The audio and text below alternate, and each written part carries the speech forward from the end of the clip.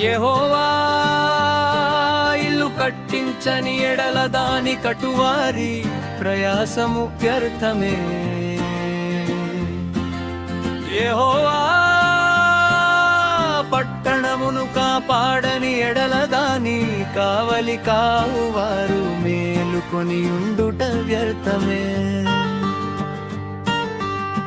మీరు వేకువనే లేచి చాలా రాత్రి అయినా తరువాత పండుకొనుచు కష్టార్జితమైన ఆహారము తినుచునుండుట వ్యర్థమే.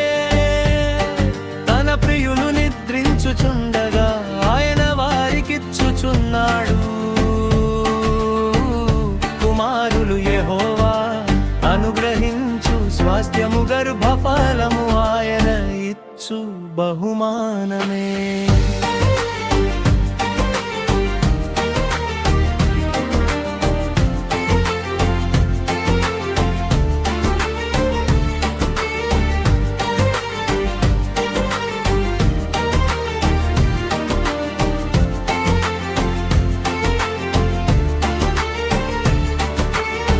యౌవన కాలమందు పుట్టిన కుమారులు బలవంతుని చేతిలోని బాణముల వంటి వారు.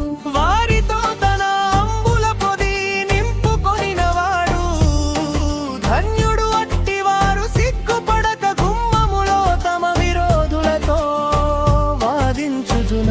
కుమారులు యెహోవా అనుగ్రహించు స్వాస్థ్యము గర్భఫలము ఆయన ఇచ్చు బహుమానమే.